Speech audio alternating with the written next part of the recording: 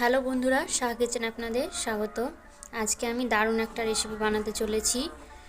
রেসিপিটা হলো পটলের খোসার বড়া। এই বড়াটা খেতে খুবই ভালো লাগে, গরম গরম ভাতের সাথে খুব ভালো লাগে, আর মুড়ির সাথেও ভালো লাগে, আর খালি মুখেও খুব ভালো লাগে। তো এই রেসিপিটা আপনারা বাড়িতে অবশ্যই বানাবেন। আর এই রেসিপিটা আমার একদম নিজস্ব বানানো রেসিপি, তো আপনারা অবশ্যই বাড়িতে ট্রাই করে দেখবেন। তো চলুন শুরু করা যায়। পটলের খোসার বড়া করার জন্য এখানে নিয়েছি পটলের খোসা এক বাটি, সামান্য জিরা, স্বাদ মতো নুন, পরিমাণ মতো হলুদ গুঁড়ো, এখানে 3টা কাঁচা লঙ্কা কুচি করে কেটে নিয়েছি, আর বড় সাইজের একটা পেঁয়াজ কুচি করে কেটে নিয়েছি। এবার পটলের চোকাগুলো আমি বেটে নেব। এখানে আমি পটলের খোসাটা বাটার জন্য শিলনোড়া নিয়েছি। আপনাদের বাড়িতে মশলা বাটার গ্রাইন্ডার মেশিন থাকলে আপনারা বেটে নিতে পারেন। এবার চোকাগুলো আমি বেটে নেব।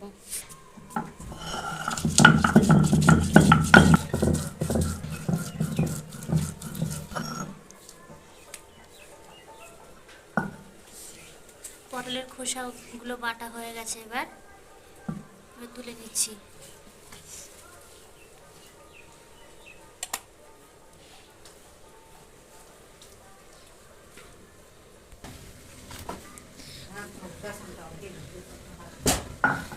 পটলের খোসাটা আমার বাটা হয়ে গেছে, এবার সব কিছু দিয়ে দিচ্ছি।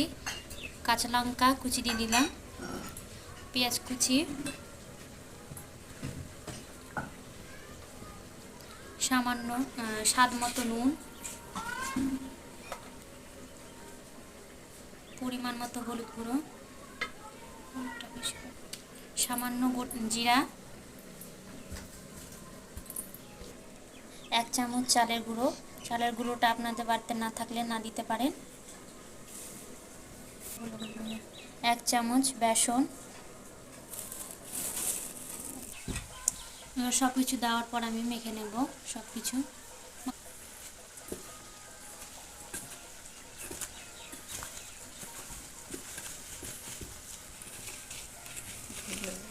বেশি শুকনো হয়ে গেলে একটু জল দিতে হবে, তো আমি খোসাটা বেটেছিলাম, তো খোসা বাটা ধোয়া জলটা আমি দিয়ে দিচ্ছি।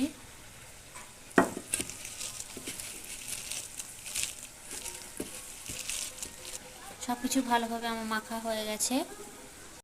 এবার আমি কড়াইয়ে তেল দিয়েছি, তেলটা গরম করে নিয়েছি। এবার বড়াগুলো ভেজে নেব।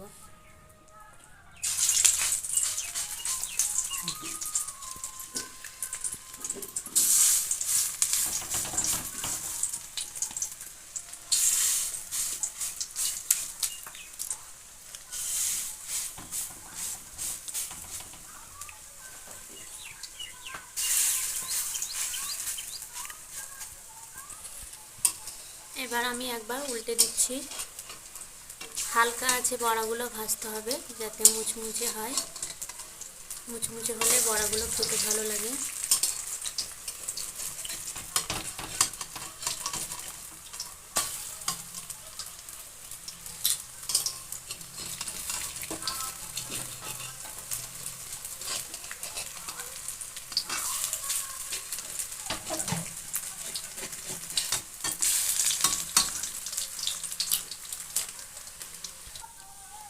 বড়াগুলো আমার ভাজা হয়ে গেছে উল্টে পাল্টে। এবার আমি বড়াগুলো তুলে নিচ্ছি। পটলের খোসা বড়া আমার রান্না হয়ে গেছে। তো আপনাদের এই রেসিপিটা কেমন লাগলো অবশ্যই লাইক কমেন্ট শেয়ার করবেন আর সাবস্ক্রাইব করে দিবেন। ধন্যবাদ।